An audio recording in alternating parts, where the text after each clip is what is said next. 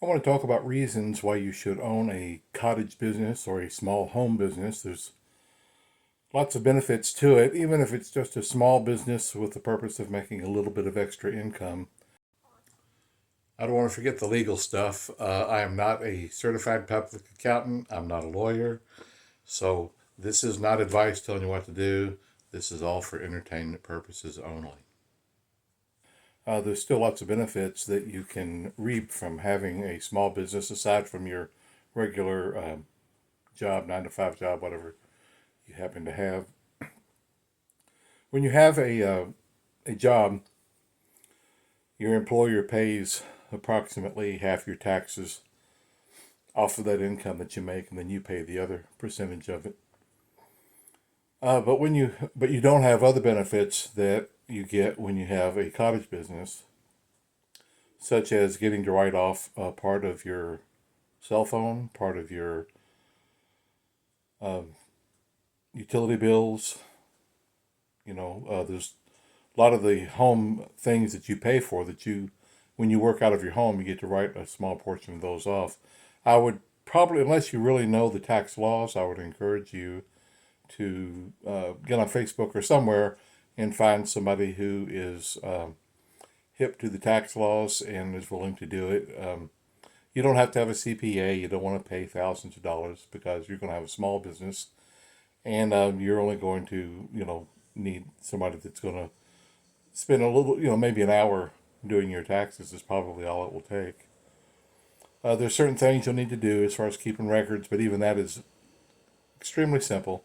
The the one that I want to talk about because it's so simple is starting a business, and you don't have to go out and get a tax number. Use your social security number, as long as it's a sole proprietorship. If you want to have a partnership, then you have to go get a special tax number. I would suggest not to do that. I would also not get an LLC if you're just going to have a little business that doesn't have lots of chances for you being sued. One of the simplest home businesses that you can run is just going to yard sales on weekends. Um, you can run it, just keep track of everything you spend. Most importantly, and this is in my business, the most important thing that you do for saving on having to pay taxes on your income is keeping your mileage. The A car that has good gas mileage obviously is the best, but whatever you have, it's still a great benefit to keep it really good. Get you a special book, keep it in your car, um, and just write down every out the day your starting mileage, your ending mileage, and put where you've gone or where you're going or something like that. You can just simply say yard sales in your neighborhood or whatever. Another one of the really cool things about the whole keeping your mileage and the yard sale is you can, let's say you live close to Nashville or Smoky Mountains or some neat place. You can say, I think this weekend I'm going to go conduct my business in Nashville. And so you plan it out. You get on yardsalesearch.com, yardsalesearch.com, and you look up where there's going to be yard sales in the Nashville area for that weekend. And you can, get on Priceline or something and get you a hotel for a couple of nights. That's a tax write-off. Your mileage is a write-off. You go down there and you go to so X amount of yard sales, with the intent of making profit, obviously. Doesn't mean you have to make profit, but that's your intention. And then at lunchtime, you go to one of your favorite restaurants in the Nashville area. Keep your receipt. That's a tax write-off. Head back out to go to some more yard sales. They stop. Yard sales usually end anywhere between noon and 5. So you're done for the day. Um, if you're going for a Friday and Saturday, let's say you get Friday off from your work and you go for Friday and Saturday, go to the yard sales on Friday that are for the whole weekend, the Friday and Saturday yard sales, and look for the yard sales that are Saturday only to go on Saturday because they're not already picked through on Friday. As far as record keeping is concerned, I would suggest getting this Dome Book, monthly bookkeeping record. They're about 20 bucks, I believe. The neat thing is just go ahead and buy the book, and then you can get in and print out pages. We do that. I probably bought this book 5 years ago, and I just print out a couple of the pages for each month. You put down how much you make over here and your expenditures over here, like if you need some office supplies, packing supplies, and bubble envelopes or whatever it is that you buy. You put that in there, and then total that up once a month, and you give that to your tax person, along with the mileage that you have already figured up. Each month put down how many miles it was, and then do an annual total and hand that to the tax person too. The really cool thing is if you sell on eBay, is you don't have to keep track of the taxes because eBay does that for you. You just list the stuff, and then they pay you usually once a week, and whatever they pay you, that's what your income is, minus your expenditure of your deduction of your expenditures rather, and your mileage. And it's the simplest business in the world. I was talking about when you're on your trip, by the way. The yard sales usually end, between noon and 5, and then you're done. You go out for another meal, keep record of that meal too, because it's understood while you're out of town that you're going to eat meals, and they are a tax write-off. Now, if you do any other type of entertainment, I would not use that as a tax write-off unless you are entertaining a business client, potentially client. Then don't write off those things. I don't think that's proper. But the fact is, you're there, and the mileage down there and back was a write-off. Meals are a write-off. Hotel is a write-off. But if you go to a show or do something else, don't write that off. I've been selling on eBay since 1998. I've been there a long time. I stopped for a few years and went to Amazon, and that was okay for a while. But because of the nature of my business, my relationship with Amazon didn't remain. They want more details on the things that you sell, of the invoices that you have. And if you're going to yard sales or auctions and stuff, you just don't have itemized details of what you have purchased and what you're selling. And they've grown so big that they want itemization now. And eBay doesn't, so stick with eBay. Depending on what you are into and what you sell, you could also consider Etsy. That's a place you can sell. And Facebook. Facebook Marketplace. I sold a few years ago several $1,000s worth of things. I sold some clothing, some women's clothing that I acquired through a sale, and lighters and coloring books. The adult. I don't mean cheesy adult, but adult coloring books with the fancy pens. I sold thousands and thousands of those, and it was pretty good money there for a while. But eBay, I think, is the mainstay, and that's where you'll consistently make sales. And it's wonderful getting that cha-ching. I literally, in between segments here, I made a sale, and that cha-ching is the best. A couple more little things I wanted to bring up. The mileage you take, you get 55 cents a mile for each mile that you keep track of. And that covers your gas and your car repairs and stuff. So if you're keeping mileage, don't try to write off the gas you spend and the car repairs and stuff, because that's what the 55 cents a mile is for. If you get halfway decent gas mileage and you don't have to have lots of car repairs, the 55 cents a mile well covers it and then some. It's a good deal. Another thing along that line, I think that a minivan is probably the best vehicle for the yard sale business, or even storage auctions, or maybe you want to start going to liquidators. I did that for a while. I'd made some really good money with liquidators for a little while. But if you get into the liquidators, you got to be really careful to find one you trust, and that they don't. How would I say it? When you go to liquidators and you start looking through the big Gaylord boxes that they sell for anywhere from $300 to $1,500 a piece, they try to make you sound like you're going to make a fortune off of those, and a lot of them are packed with stuff that doesn't sell. I have seen probably 90% of the liquidators that I have shopped around with, I didn't like, I didn't trust what they had. I'm not trying to knock the people. I'm just telling you, I didn't do business with them. I did find one in particular that I liked a lot. Bought a lot of Gaylords from them over a several year period, and I made some really good money.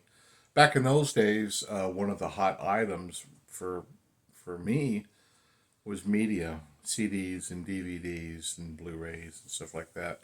I made a killing on those for a little while, but that's a dead market now. I mean, you can still sell a few new sealed CDs for a little bit of money, but it's not the market to get into. Look for other things. I'm getting at retirement age, and so I don't care as much anymore about that sort of stuff. I still go to yard sales occasionally, and I keep some stuff on eBay. I sell a few of my own items that I've designed and created as well. Another thing I wanted to talk about is when you start your business, you can use your checking account that you already have, but I would suggest you open a new checking account and you call it your name, John Doe, doing business as John Doe Enterprises. That's the simplest way to do it. You can open up a checking account really easy that way, just a DBA, doing business as, and you can show them, if they ask for tax number, you give them social security number, and it's a done deal. If you're into the coins, like I am, this is the coin channel, go to a different bank. Don't use the same bank because it's good to have two or three different banks anyway. If the bank you currently have doesn't offer branches that have coin machines, go find a bank that has coin machines so that you have that option. If you're only dealing with a small bank right now, go to a big bank. Get one that has branches, all over the country. It's really good to have both of those anyway. I have multiple checking accounts, and it comes in very handy for what I do. My favorite thing now is the coin roll hunting and getting out there and looking for the copper and the silver. I just really enjoy it. It works for me. It's my hobby, somewhat business, whatever you want to call it, but it's what I like to do. Here's another little incidental that I want to talk a little bit about. Your eBay items that you have listed. If you just have 25 or 30 or whatever items listed, you stick them on a shelf somewhere. It's not hard if one sells to know where it is. Once you get a few hundred items listed, you're probably going to have a couple of shelves. And on eBay, and I'll show you this. You want to number your items. Like, for instance, you might have two shelves. You got shelf A and shelf B. So you got A-1, A-2, blah, blah, blah. And the items on your next shelf is B, B-3, B-4. And you just keep them on your shelf, in that order of the number you have them listed. And then you can go find it. So much easier. It's a lot easier. eBay, I guess it's the same with everybody as it is on mine.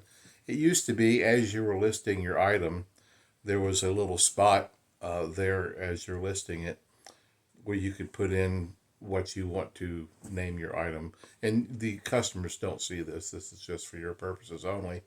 You put in there A1. That's your first item, whatever. But now on the first page when you're listing it, they don't have that option unless they're redoing it. I'm hoping they're redoing it and they add this soon.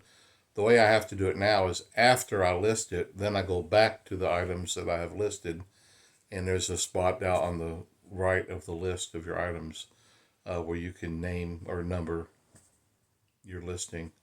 It's a little bit of a pain. I don't like it, but it's the way it is right now, and I'm hoping that they change that soon. I would suspect there's probably people complaining about it, and they'll get that. For years, it was the other way. You could just put that in there as you're listing your item, and then they made a change last year, I think, and it's been that way for almost a year or about a year, and it's a little bit of a pain, but it's not the end of the world. I'm trying to think of all the little incidentals that pop up when you're doing a business such as this for your secondary income. It could even be your primary income if you really get into it. I have known people who just make a killing in this business. I never pursued it quite to that extent. There were little periods of time in between other things that I did that is what I did full time, but that was just short periods of time. I've done this part time for many years. Uh, get your checking account. Make sure you have that account set up with your eBay account, so that your money goes into that account every week. Hopefully, you're getting some sales every week. Investigate. If you aren't familiar with eBay, the rates usually are 10, 12, even up to 15%, I think, of their fees. Like I said earlier, they take out the sales tax. You don't have to deal with the sales tax with eBay, and that's wonderful, in my opinion.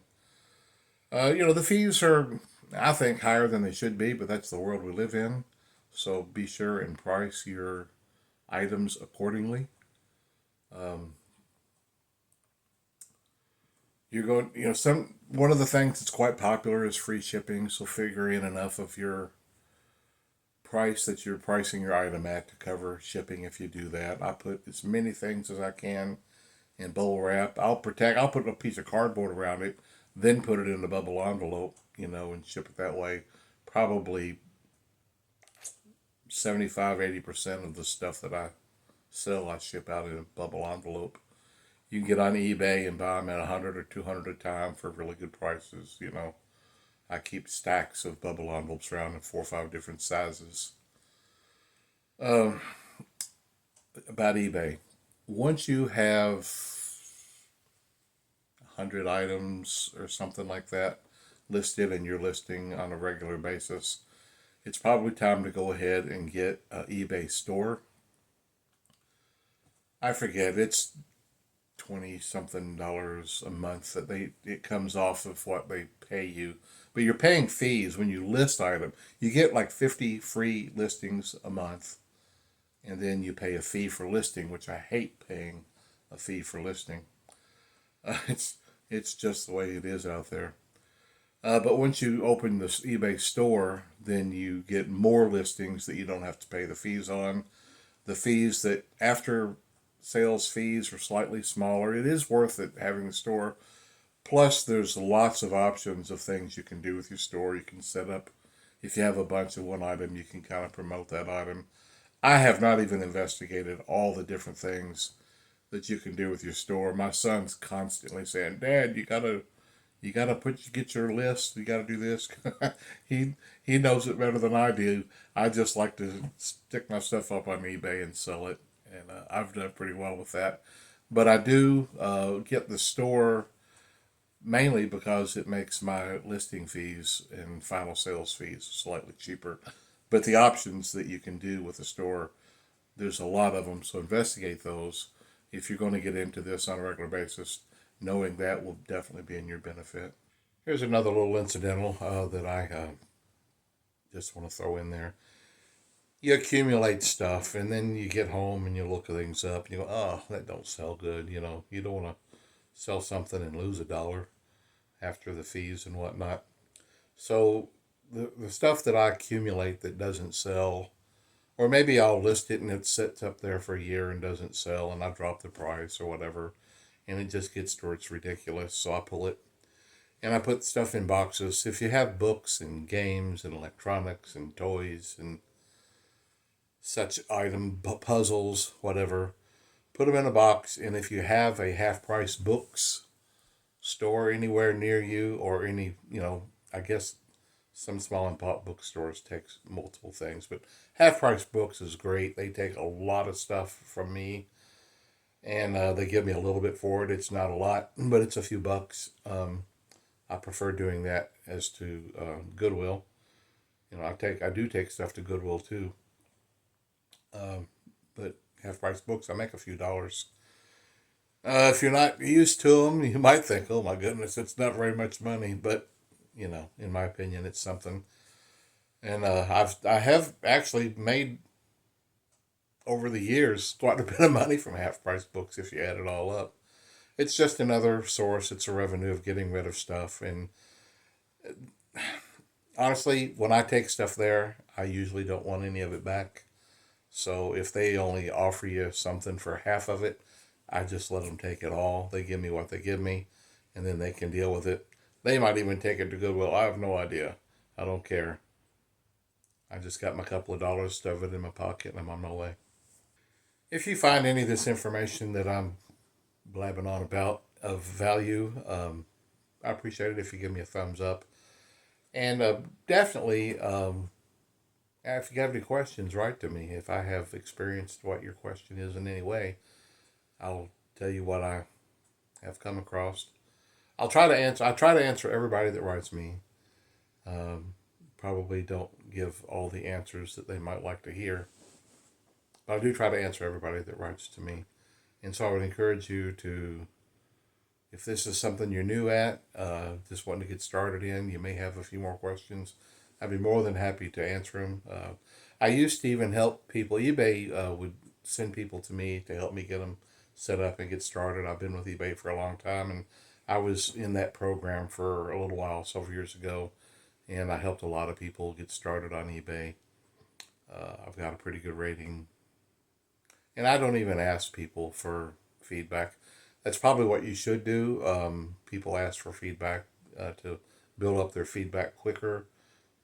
I've got some feedback. I got quite a bit of feedback, but I don't ask for people for. I would probably have a whole lot more if I asked for it. I just don't. It's me. This is the book I read several years ago by Robert Allen on why a person should have multiple streams of income. It's got some good information in it. I don't know that every bit of it would be interest to you, but it's a good book to cover these topics. Here's something that I need to cover, and this may be enough to make you not want to do this. I don't know.